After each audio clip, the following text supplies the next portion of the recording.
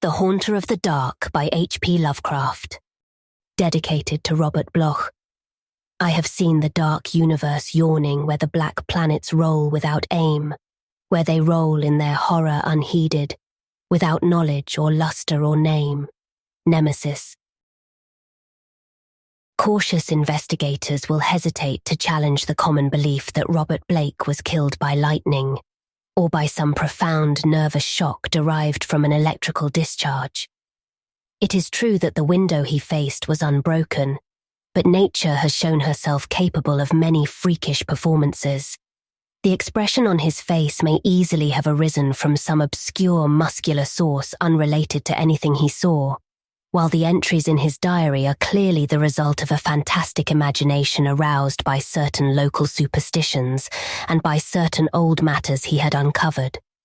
As for the anomalous conditions at the deserted church on Federal Hill, the shrewd analyst is not slow in attributing them to some charlatanry, conscious or unconscious, with at least some of which Bloch was secretly connected. For after all, the victim was a writer and painter, wholly devoted to the field of myth, dream, terror, and superstition, and avid in his quest for scenes and effects of a bizarre spectral sort. His earlier stay in the city, a visit to a strange old man as deeply given to occult and forbidden lore as he, had ended amidst death and flame, and it must have been some morbid instinct which drew him back from his home in Milwaukee. He may have known of the old stories despite his statements to the contrary in the diary, and his death may have nipped in the bud some stupendous hoax destined to have a literary reflection. Among those, however, who have examined and correlated all this evidence, there remain several who cling to less rational and commonplace theories. They are inclined to take much of Bloch's diary at its face value, and point significantly to certain facts such as the undoubted genuineness of the old church record, the verified existence of the disliked and unorthodox Starry Wisdom sect prior to 1877, the recorded disappearance of an inquisitive reporter named Edwin M. Lillibridge in 1893, and, above all, the look of monstrous, transfiguring fear on the face of the young writer when he died. It was one of these believers who, moved to fanatical extremes, threw into the bay the curiously angled stone and its strangely adorned metal box found in the old church steeple, the black windowless steeple, and not the tower where Bloch's diary said those things originally were.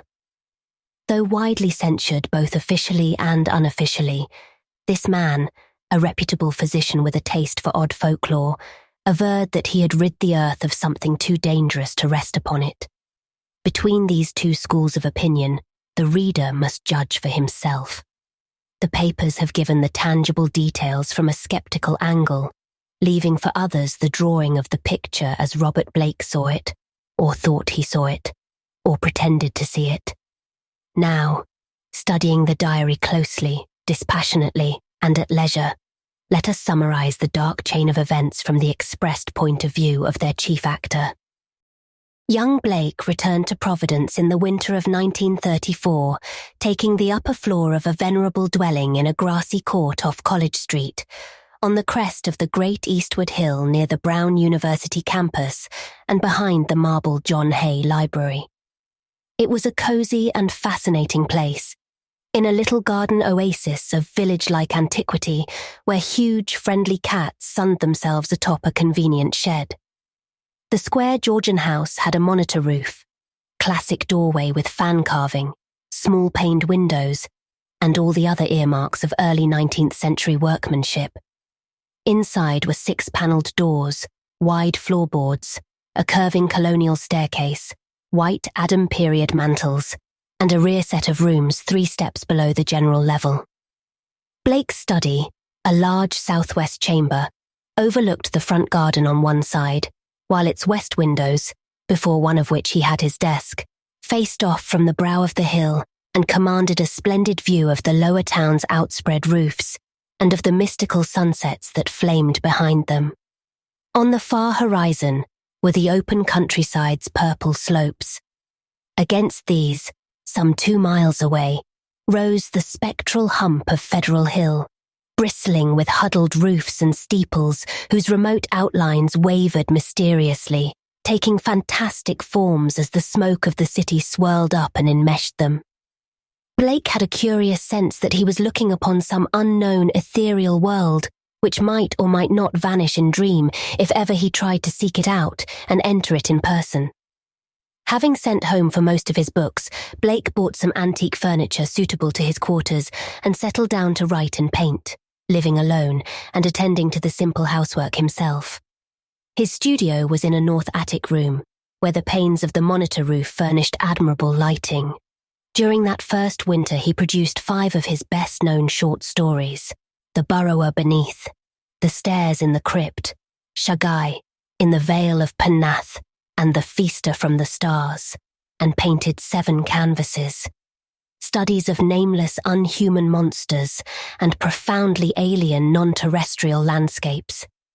At sunset, he would often sit at his desk and gaze dreamily off at the outspread west, the dark towers of Memorial Hall just below, the Georgian courthouse belfry, the lofty pinnacles of the downtown section, and that shimmering, spire-crowned mound in the distance, whose unknown streets and labyrinthine gables so potently provoked his fancy. From his few local acquaintances, he learned that the far-off slope was a vast Italian quarter, though most of the houses were remnants of older Yankee and Irish days. Now and then he would train his field glasses on that spectral, unreachable world beyond the curling smoke, picking out individual roofs and chimneys and steeples, and speculating upon the bizarre and curious mysteries they might house. Even with optical aid, Federal Hill seemed somehow alien, half-fabulous, and linked to the unreal, intangible marvels of Blake's own tales and pictures.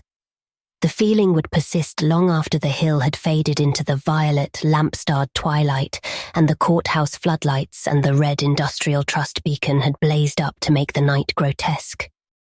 Of all the distant objects on Federal Hill, a certain huge dark church most fascinated Blake.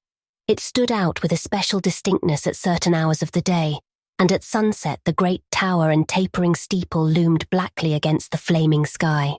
It seemed to rest on especially high ground, for the grimy facade and the obliquely seen north side with sloping roof and the tops of great pointed windows rose boldly above the tangle of surrounding ridgepoles and chimney pots. Peculiarly grim and austere, it appeared to be built of stone, stained and weathered with the smoke and storms of a century and more. The style, so far as the glass could show, was that earliest experimental form of Gothic revival, which preceded the stately Upjohn period and held over some of the outlines and proportions of the Georgian age.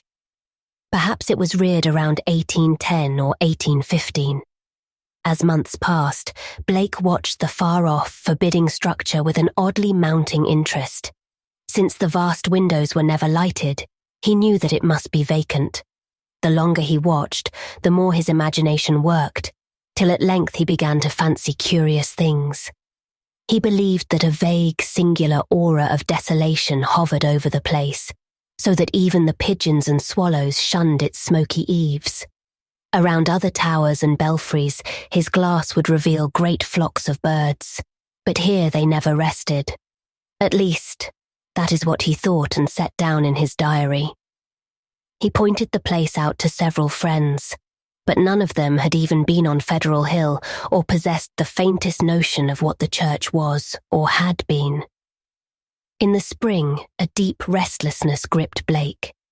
He had begun his long-planned novel, based on a supposed survival of the witch cult in Maine, but was strangely unable to make progress with it.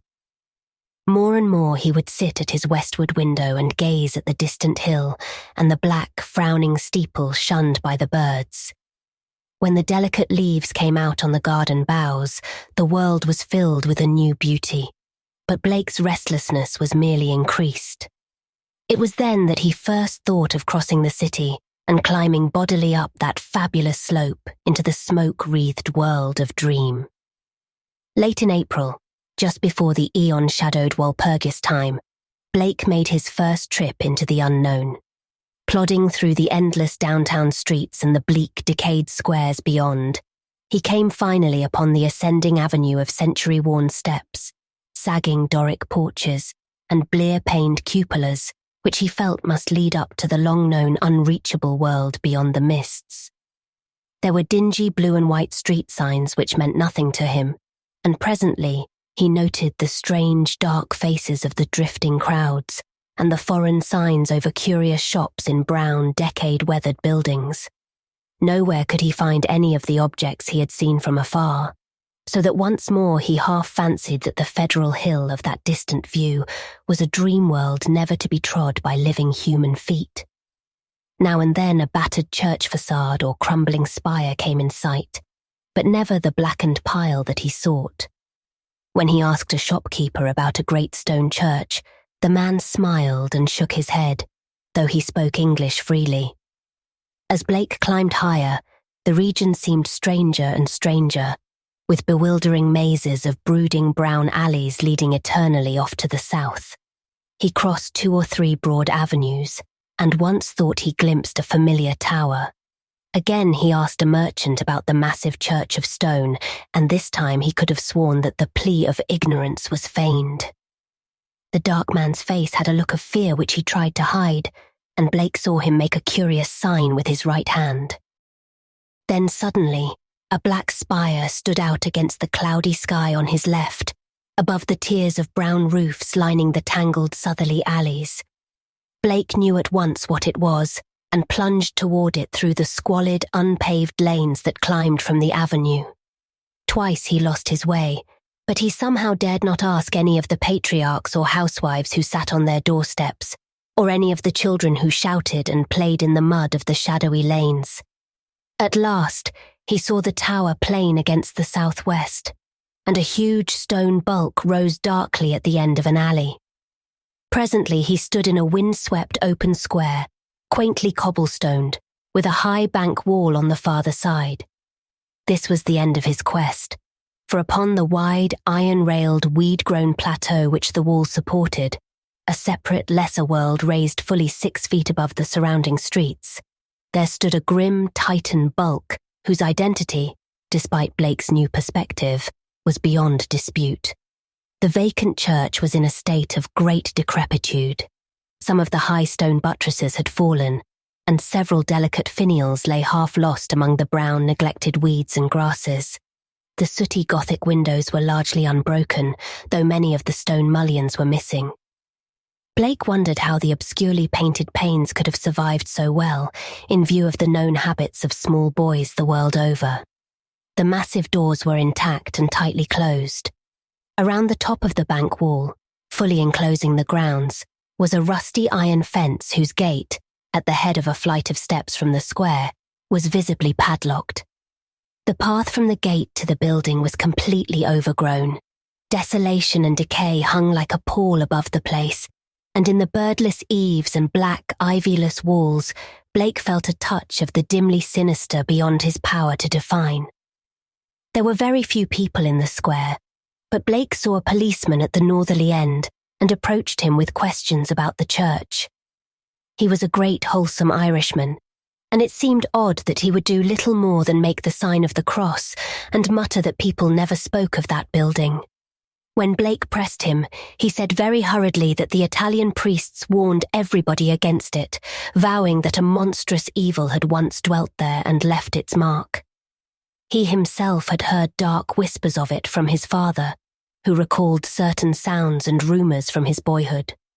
There had been a bad sect there in the old days, an outlaw sect that called up awful things from some unknown gulf of night. It had taken a good priest to exorcise what had come, though there did be those who said that merely the light could do it. If Father O'Malley were alive, there would be many the thing he could tell. But now there was nothing to do but let it alone. It hurt nobody now, and those that owned it were dead or far away. They had run away like rats after the threatening talk in '77, when people began to mind the way folks vanished now and then in the neighbourhood. Someday the city would step in and take the property for lack of heirs, but little good would come of anybody's touching it. Better it be left alone for the years to topple, lest things be stirred that ought to rest forever in their black abyss. After the policeman had gone, Blake stood staring at the sullen, steepled pile. It excited him to find that the structure seemed as sinister to others as to him, and he wondered what grain of truth might lie behind the old tales the bluecoat had repeated. Probably they were mere legends evoked by the evil look of the place, but even so, they were like a strange coming to life of one of his own stories. The afternoon sun came out from behind dispersing clouds, but seemed unable to light up the stained, sooty walls of the old temple that towered on its high plateau. It was odd that the green of spring had not touched the brown, withered growths in the raised, iron-fenced yard. Blake found himself edging nearer the raised area and examining the bank wall and rusted fence for possible avenues of ingress. There was a terrible lure about the blackened fane which was not to be resisted. The fence had no opening near the steps, but around on the north side were some missing bars. He could go up the steps and walk around on the narrow coping outside the fence till he came to the gap. If the people feared the place so wildly, he would encounter no interference. He was on the embankment and almost inside the fence before anyone noticed him. Then, looking down, he saw the few people in the square edging away and making the same sign with their right hands that the shopkeeper in the avenue had made. Several windows were slammed down, and a fat woman darted into the street and pulled some small children inside a rickety, unpainted house. The gap in the fence was very easy to pass through, and before long, Blake found himself wading amidst the rotting, tangled growths of the deserted yard. Here and there, the worn stump of a headstone told him that there had once been burials in this field, but that, he saw, must have been very long ago. The sheer bulk of the church was oppressive now that he was close to it, but he conquered his mood and approached to try the 3 great doors in the facade. All were securely locked, so he began a circuit of the Cyclopean building in quest of some minor and more penetrable opening.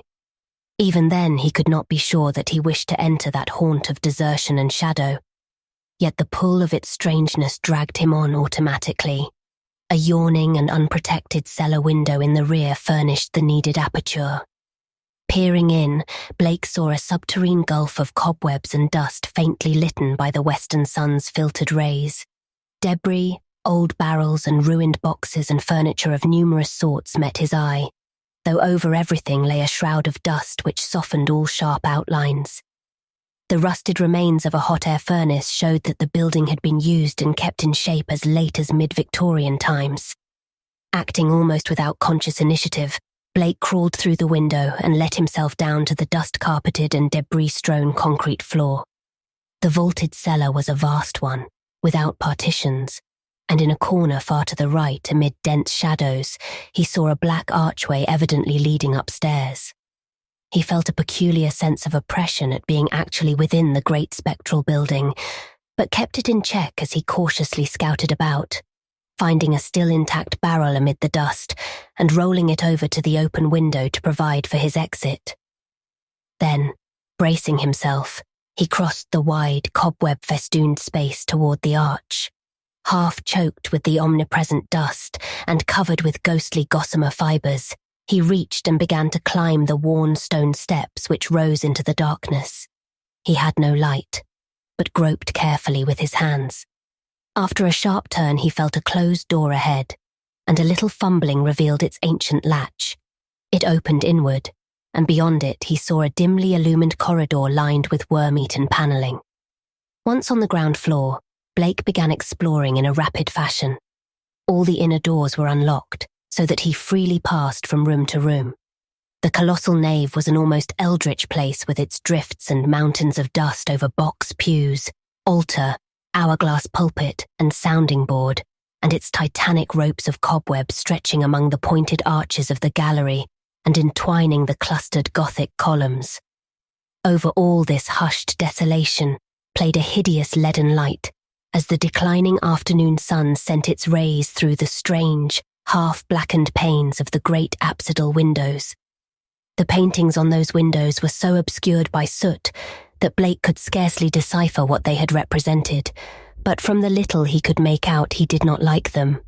The designs were largely conventional, and his knowledge of obscure symbolism told him much concerning some of the ancient patterns. The few saints depicted bore expressions distinctly open to criticism, while one of the windows seemed to show merely a dark space with spirals of curious luminosity scattered about in it. Turning away from the windows, Blake noticed that the cobwebbed cross above the altar was not of the ordinary kind, but resembled the primordial Ankh or Crux Ansata of shadowy Egypt. In a rear vestry room beside the apse, Blake found a rotting desk and ceiling-high shelves of mildewed, disintegrating books.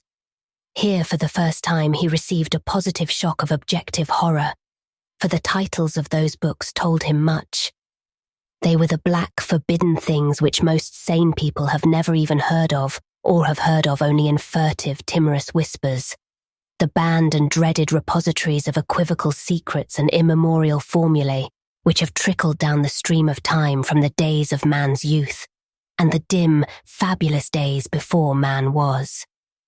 He had himself read many of them, a Latin version of the abhorred Necronomicon, the sinister Liber Ivonis, the infamous Culte des Goules of Comte de Lette, the Unosprechlichen Kulten of von Junst, and old Ludwig Prinz Hellish de Vermis Mysterious.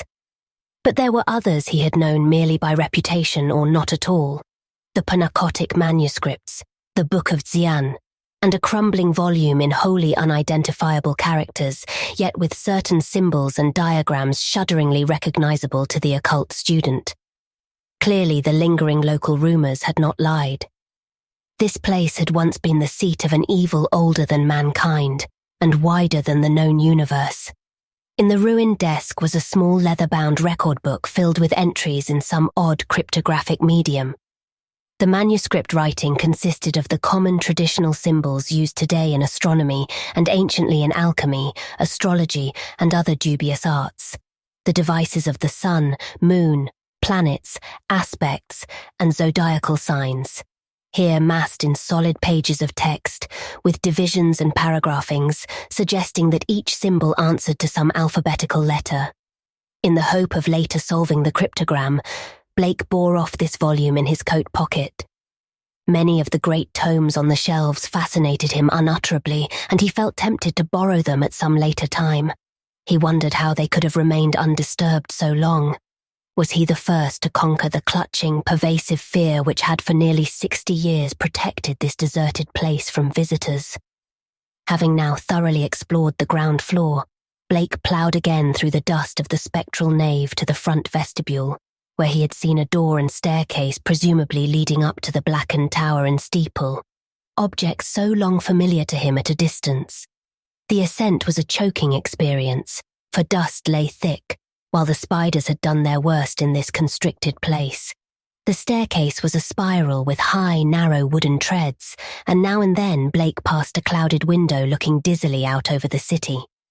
Though he had seen no ropes below, he expected to find a bell or peal of bells in the tower whose narrow, louver-boarded lancet windows his field glass had studied so often. Here he was doomed to disappointment, for when he attained the top of the stairs, he found the tower chamber vacant of chimes, and clearly devoted to vastly different purposes. The room, about 15 feet square, was faintly lighted by 4 lancet windows, one on each side, which were glazed within their screening of decayed louver boards. These had been further fitted with tight, opaque screens, but the latter were now largely rotted away. In the centre of the dust-laden floor rose a curiously angled stone pillar, some 4 feet in height and 2 in average diameter, covered on each side with bizarre, crudely incised and wholly unrecognizable hieroglyphs. On this pillar rested a metal box of peculiarly asymmetrical form, its hinged lid thrown back, and its interior holding what looked beneath the decade-deep dust to be an egg-shaped or irregularly spherical object some 4 inches through.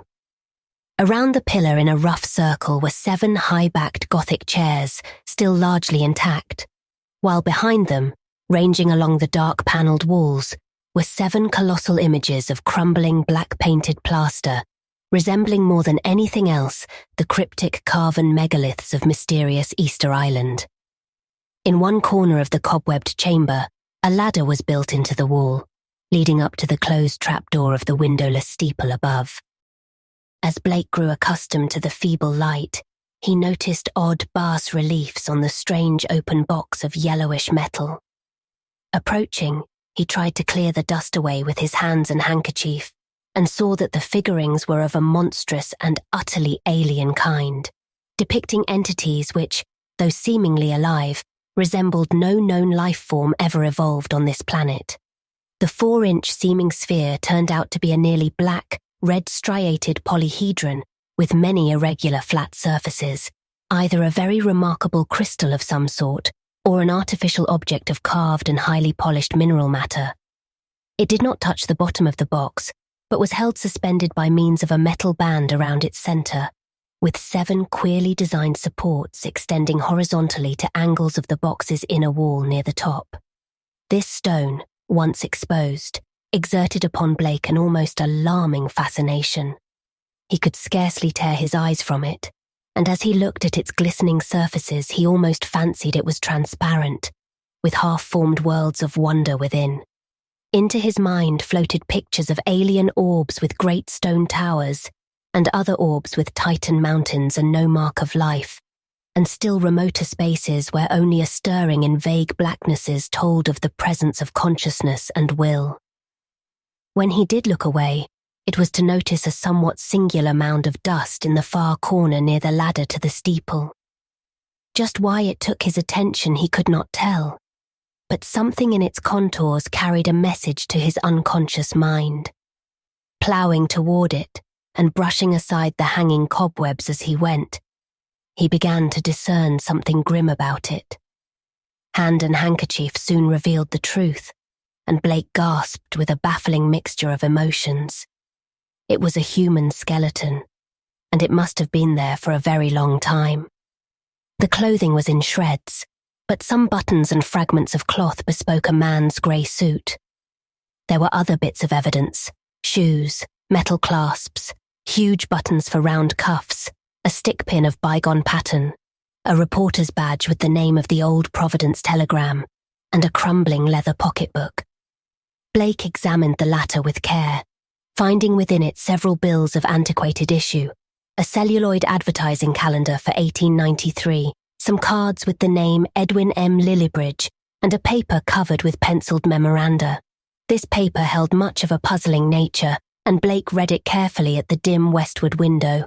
Its disjointed text included such phrases as the following: Professor Enoch Bowen, home from Egypt, May 1844, buys Old Free Will Church in July.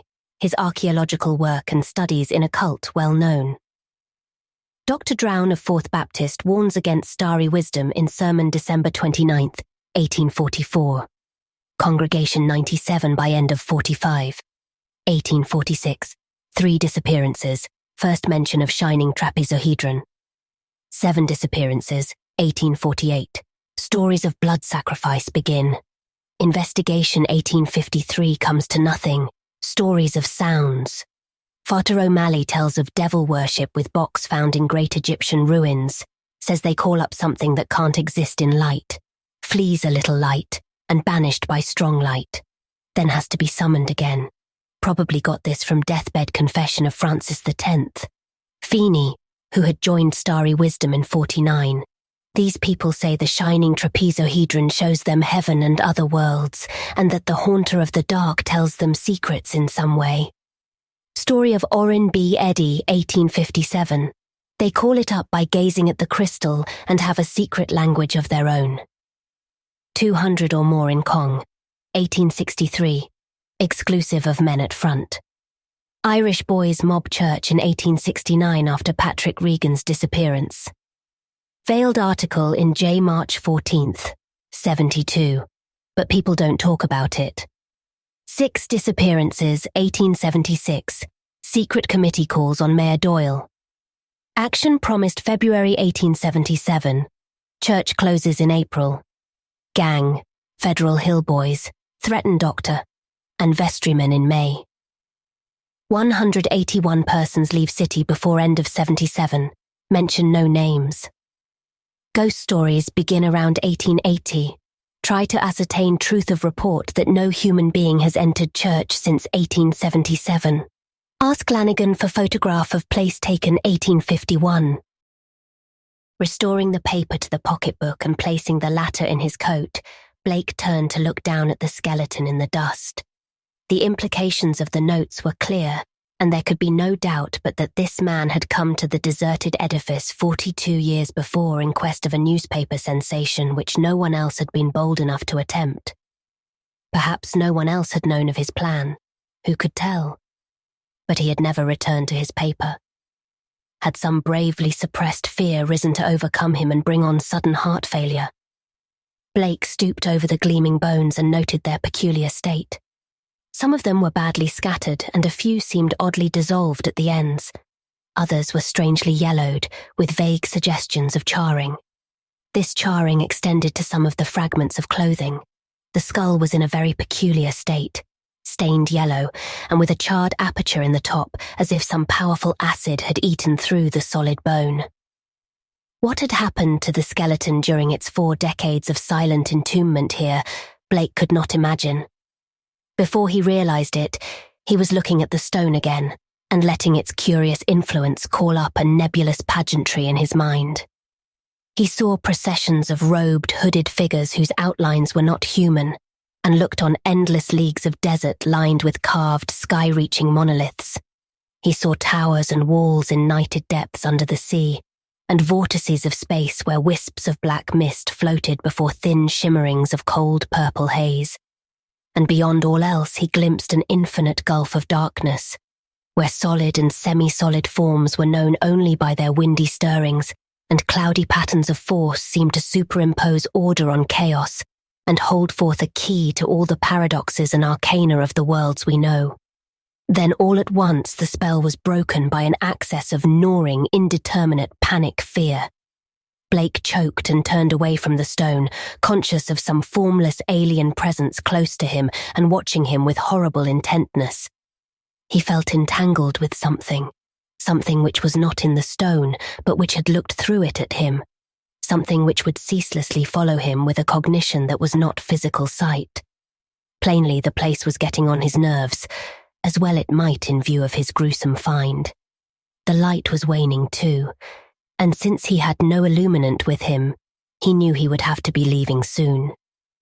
It was then, in the gathering twilight, that he thought he saw a faint trace of luminosity in the crazily angled stone. He had tried to look away from it, but some obscure compulsion drew his eyes back. Was there a subtle phosphorescence of radioactivity about the thing? What was it that the dead man's notes had said concerning a shining trapezohedron? What, anyway, was this abandoned lair of cosmic evil? What had been done here, and what might still be lurking in the bird-shunned shadows?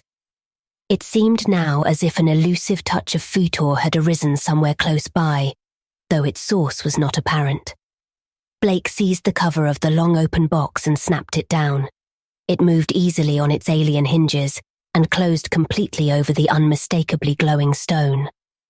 At the sharp click of that closing, a soft, stirring sound seemed to come from the steeple's eternal blackness overhead, beyond the trapdoor. Rats, without question, the only living things to reveal their presence in this accursed pile since he had entered it. And yet that stirring in the steeple frightened him horribly, so that he plunged almost wildly down the spiral stairs, across the ghoulish nave, into the vaulted basement, out amidst the gathering dusk of the deserted square, and down through the teeming, fear-haunted alleys and avenues of Federal Hill, toward the sane central streets and the home-like brick sidewalks of the college district. During the days which followed, Blake told no one of his expedition. Instead, he read much in certain books, examined long years of newspaper files downtown, and worked feverishly at the cryptogram in that leather volume from the cobwebbed vestry room. The cipher, he soon saw, was no simple one, and after a long period of endeavour, he felt sure that its language could not be English, Latin, Greek, French, Spanish, Italian, or German. Evidently, he would have to draw upon the deepest wells of his strange erudition. Every evening the old impulse to gaze westward returned, and he saw the black steeple as of yore amongst the bristling roofs of a distant and half-fabulous world. But now it held a fresh note of terror for him. He knew the heritage of evil lore it masked, and with the knowledge his vision ran riot in queer new ways. The birds of spring were returning, and as he watched their sunset flights, he fancied they avoided the gaunt lone spire as never before. When a flock of them approached it, he thought, they would wheel and scatter in panic confusion, and he could guess at the wild twitterings which failed to reach him across the intervening miles. It was in June that Blake's diary told of his victory over the cryptogram. The text was, he found, in the dark Aklo language used by certain cults of evil antiquity, and known to him in a halting way through previous researches. The diary is strangely reticent about what Blake deciphered, but he was patently awed and disconcerted by his results. There are references to a haunter of the dark, awaked by gazing into the shining trapezohedron, and insane conjectures about the black gulfs of chaos from which it was called.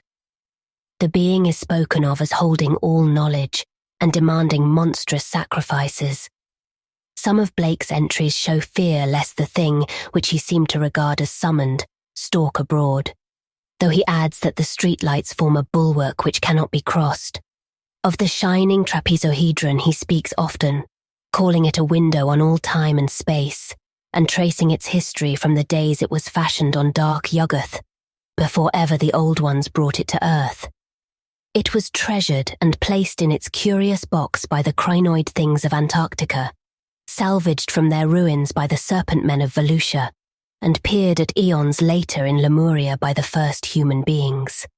It crossed strange lands and stranger seas, and sank with Atlantis before a Minoan fisher meshed it in his net and sold it to swarthy merchants from Narrated Chem. The pharaoh Nephren-Ka built around it a temple with a windowless crypt, and did that which caused his name to be stricken from all monuments and records. Then it slept in the ruins of that evil fane which the priests and the new pharaoh destroyed, till the delver's spade once more brought it forth to curse mankind. Early in July, the newspapers oddly supplement Blake's entries, though in so brief and casual a way that only the diary has called general attention to their contribution. It appears that a new fear had been growing on Federal Hill since a stranger had entered the dreaded church.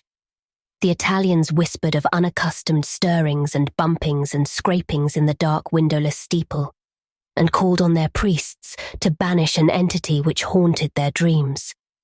Something, they said, was constantly watching at a door to see if it were dark enough to venture forth.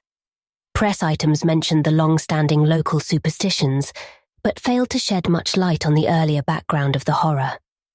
It was obvious that the young reporters of today are no antiquarians. In writing of these things in his diary, Blake expresses a curious kind of remorse, and talks of the duty of burying the shining trapezohedron and of banishing what he had evoked by letting daylight into the hideous jutting spire. At the same time, however, he displays the dangerous extent of his fascination, and admits a morbid longing, pervading even his dreams, to visit the accursed tower and gaze again into the cosmic secrets of the glowing stone. Then something in the journal on the morning of July 17th threw the diarist into a veritable fever of horror. It was only a variant of the other half-humorous items about the Federal Hill restlessness, but to Blake, it was somehow very terrible indeed. In the night, a thunderstorm had put the city's lighting system out of commission for a full hour, and in that black interval, the Italians had nearly gone mad with fright. Those living near the dreaded church had sworn that the thing in the steeple had taken advantage of the street lamp's absence and gone down into the body of the church, flopping and bumping around in a viscous, altogether dreadful way. Toward the last it had bumped up to the tower, where there were sounds of the shattering of glass. It could go wherever the darkness reached, but light would always send it fleeing. When the current blazed on again, there had been a shocking commotion in the tower, for even the feeble light trickling through the grime-blackened, louver-boarded windows was too much for the thing. It had bumped and slithered up into its tenebrous steeple just in time, for a long dose of light would have sent it back into the abyss whence the crazy stranger had called it. During the dark hour, praying crowds had clustered round the church in the rain with lighted candles and lamps, somehow shielded with folded paper and umbrellas. A guard of light to save the city from the nightmare that stalks in darkness. Once, those nearest the church declared, the outer door had rattled hideously. But even this was not the worst. That evening in the bulletin Blake read of what the reporters had found. Aroused at last to the whimsical news value of the scare, a pair of them had defied the frantic crowds of Italians and crawled into the church through the cellar window after trying the doors in vain. They found the dust of the vestibule and of the spectral nave ploughed up in a singular way, with bits of rotted cushions and satin pew linings scattered curiously around. There was a bad odour everywhere, and here and there were bits of yellow stain and patches of what looked like charring. Opening the door to the tower, and pausing a moment at the suspicion of a scraping sound above, they found the narrow spiral stairs wiped roughly clean. In the tower itself a similarly half-swept condition existed. They spoke of the heptagonal stone pillar, the overturned Gothic chairs, and the bizarre plaster images. Though strangely enough, the metal box and the old mutilated skeleton were not mentioned.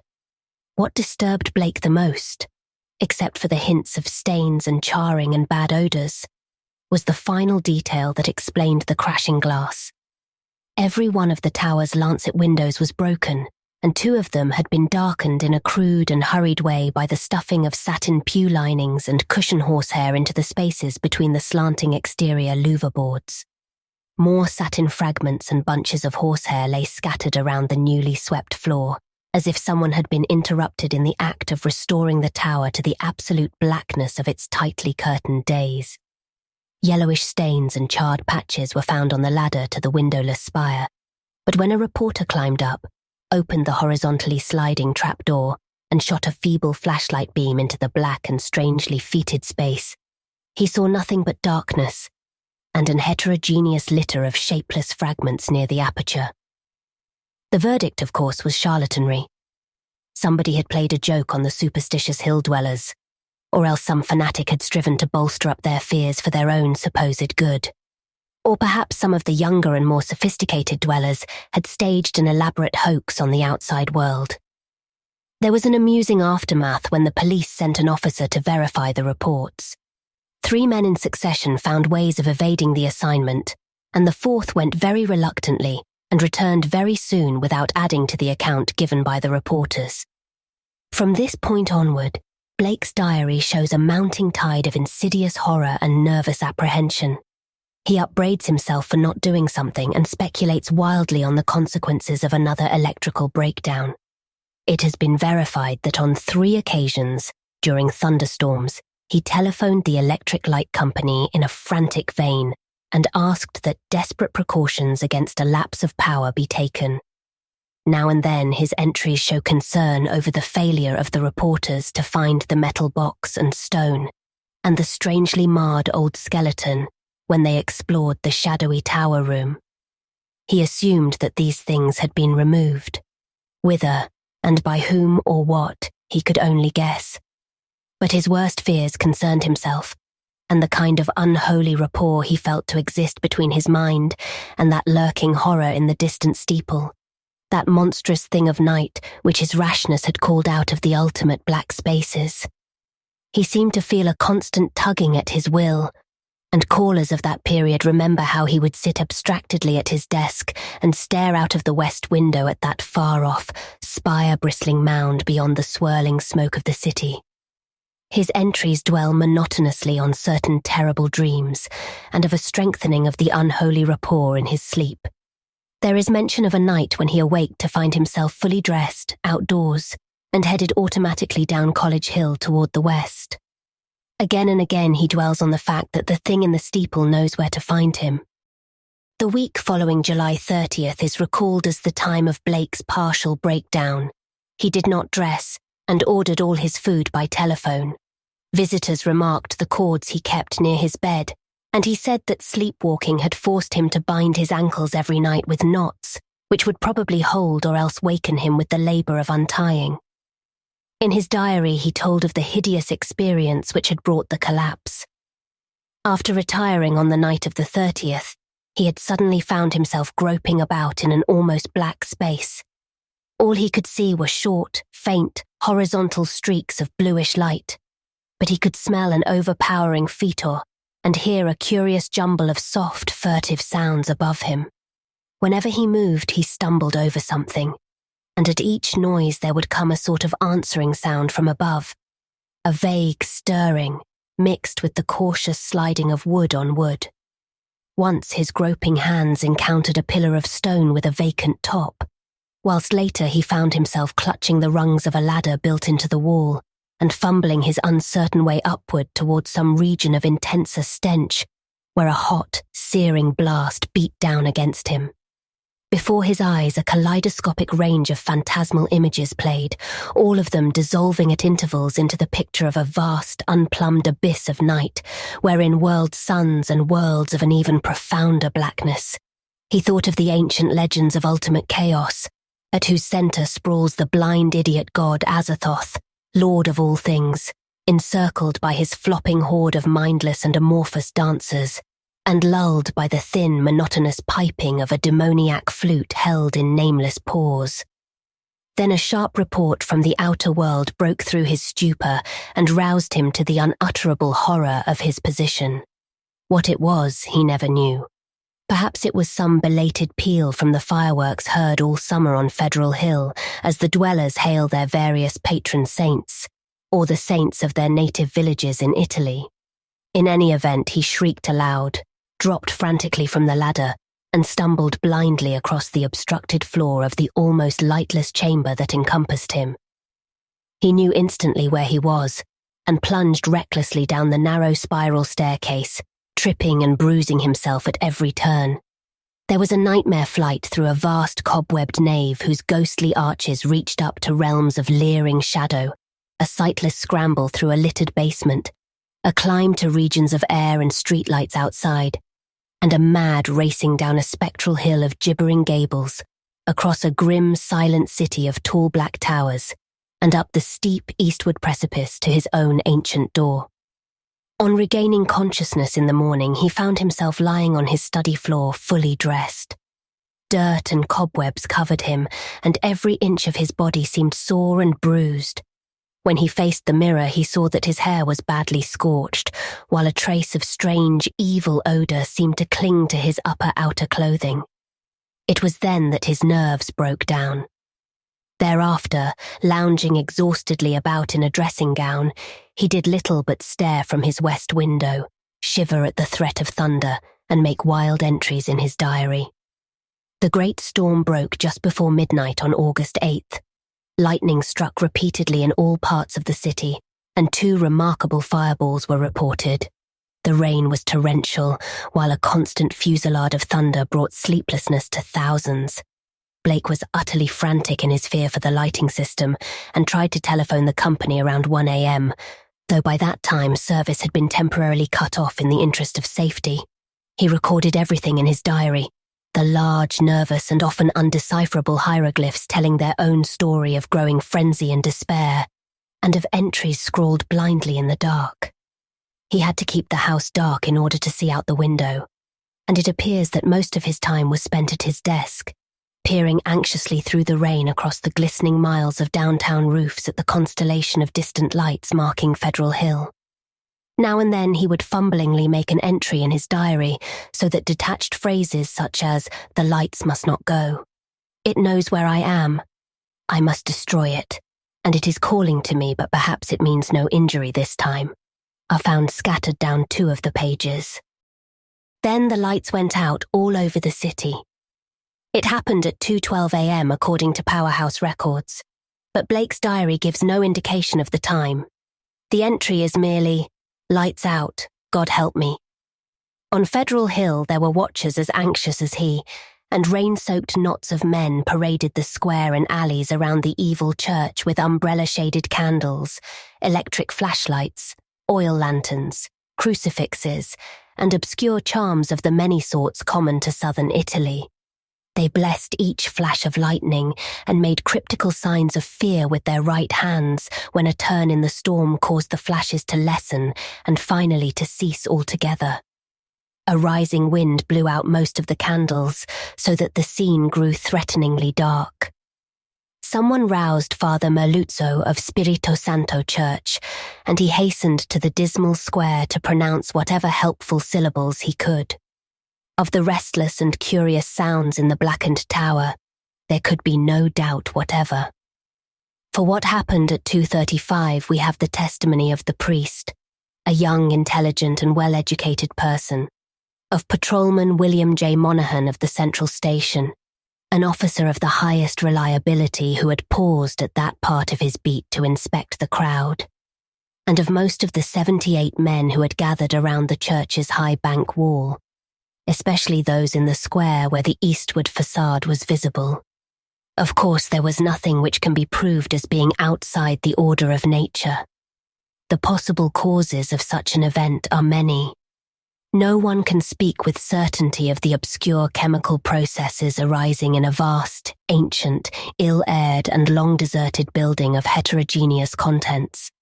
Mephitic vapors, spontaneous combustion, pressure of gases born of long decay. Any one of numberless phenomena might be responsible. And then, of course, the factor of conscious charlatanry can by no means be excluded. The thing was really quite simple in itself, and covered less than 3 minutes of actual time. Father Merluzzo, always a precise man, looked at his watch repeatedly. It started with a definite swelling of the dull, fumbling sounds inside the black tower. There had for some time been a vague exhalation of strange, evil odours from the church, and this had now become emphatic and offensive. Then at last there was a sound of splintering wood, and a large, heavy object crashed down in the yard beneath the frowning easterly facade. The tower was invisible now that the candles would not burn, but as the object neared the ground, the people knew that it was the smoke-grimed louver boarding of that tower's east window. Immediately afterward, an utterly unbearable fetor welled forth from the unseen heights, choking and sickening the trembling watchers and almost prostrating those in the square. At the same time, the air trembled with a vibration as of flapping wings, and a sudden east-blowing wind more violent than any previous blast snatched off the hats and wrenched the dripping umbrellas of the crowd. Nothing definite could be seen in the candleless night, though some upward-looking spectators thought they glimpsed a great spreading blur of denser blackness against the inky sky, something like a formless cloud of smoke that shot with meteor-like speed toward the east. That was all. The watchers were half numbed with fright, awe and discomfort, and scarcely knew what to do, or whether to do anything at all. Not knowing what had happened, they did not relax their vigil, and a moment later, they sent up a prayer as a sharp flash of belated lightning, followed by an ear-splitting crash of sound, rent the flooded heavens. Half an hour later, the rain stopped, and in 15 minutes more the streetlights sprang on again, sending the weary, bedraggled watchers relievedly back to their homes. The next day's papers gave these matters minor mention in connection with the general storm reports. It seems that the great lightning flash and deafening explosion which followed the Federal Hill occurrence were even more tremendous farther east, where a burst of the singular fetor was likewise noticed. The phenomenon was most marked over College Hill, where the crash awaked all the sleeping inhabitants and led to a bewildered round of speculations. Of those who were already awake, only a few saw the anomalous blaze of light near the top of the hill, or noticed the inexplicable upward rush of air which almost stripped the leaves from the trees and blasted the plants in the gardens. It was agreed that the lone sudden lightning bolt must have struck somewhere in this neighbourhood, though no trace of its striking could afterward be found. A youth in the Tau Omega fraternity house thought he saw a grotesque and hideous mass of smoke in the air just as the preliminary flash burst, but his observation has not been verified. All of the few observers, however, agree as to the violent gust from the west and the flood of intolerable stench which preceded the belated stroke, whilst evidence concerning the momentary burned odour after the stroke is equally general. These points were discussed very carefully because of their probable connection with the death of Robert Blake. Students in the Psi Delta house, whose upper rear windows looked into Blake's study, noticed the blurred white face at the westward window on the morning of the 9th and wondered what was wrong with the expression. When they saw the same face in the same position that evening, they felt worried and watched for the lights to come up in his apartment. Later, they rang the bell of the darkened flat and finally had a policeman force the door. The rigid body sat bolt upright at the desk by the window, and when the intruders saw the glassy, bulging eyes and the marks of stark, convulsive fright on the twisted features, they turned away in sickened dismay. Shortly afterward, the coroner's physician made an examination, and despite the unbroken window, reported electrical shock, or nervous tension induced by electrical discharge, as the cause of death. The hideous expression he ignored altogether, deeming it a not improbable result of the profound shock as experienced by a person of such abnormal imagination and unbalanced emotions. He deduced these latter qualities from the books, paintings, and manuscripts found in the apartment, and from the blindly scrawled entries in the diary on the desk. Blake had prolonged his frenzied jottings to the last, and the broken pointed pencil was found clutched in his spasmodically contracted right hand. The entries after the failure of the lights were highly disjointed and legible only in part. From them, certain investigators have drawn conclusions differing greatly from the materialistic official verdict, but such speculations have little chance for belief among the conservative.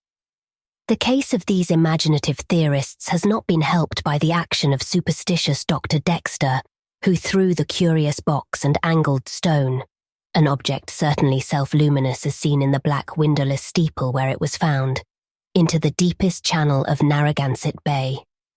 Excessive imagination and neurotic unbalance on Blake's part, aggravated by knowledge of the evil bygone cult whose startling traces he had uncovered, formed the dominant interpretation given those final frenzied jottings. These are the entries, or all that can be made of them. Lights still out. Must be 5 minutes now. Everything depends on lightning. Yadith grant it will keep up. Some influence seems beating through it. Rain and thunder and wind deafen. The thing is taking hold of my mind. Trouble with memory. I see things I never knew before. Other worlds and other galaxies. Dark. The lightning seems dark and the darkness seems light. It cannot be the real hill and church that I see in the pitch darkness. Must be retinal impression left by flashes. Heaven grant the Italians are out with their candles if the lightning stops. What am I afraid of? Is it not an avatar of Nyarlathotep, who in antique and shadowy Kem even took the form of man? I remember Yugoth, and more distant Shagai, and the ultimate void of the black planets. The long winging flight through the void cannot cross the universe of light, recreated by the thoughts caught in the shining trapezohedron. Send it through the horrible abysses of radiance. My name is Blake, Robert Harrison Blake of 620 East Knapp Street, Milwaukee, Wisconsin.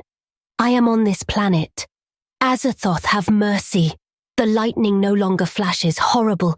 I can see everything with a monstrous sense that is not sight. Light is dark and dark is light. Those people on the hill. Guard, candles and charms, they're priests. Sense of distance gone. Far is near and near is far. No light, no glass. See that steeple, that tower. Window can hear. Roderick Usher, am mad or going mad. The thing is stirring and fumbling in the tower. I am it and it is I. I want to get out. Must get out and unify the forces. It knows where I am. I am Robert Blake, but I see the tower in the dark. There is a monstrous odour. Senses transfigured. Boarding at that tower window, cracking and giving way. Aya, Ngai, ugh. I see it. Coming here. Hellwind, Titan blur. Black wings. Yog Sothoth save me. The three-lobed burning eye.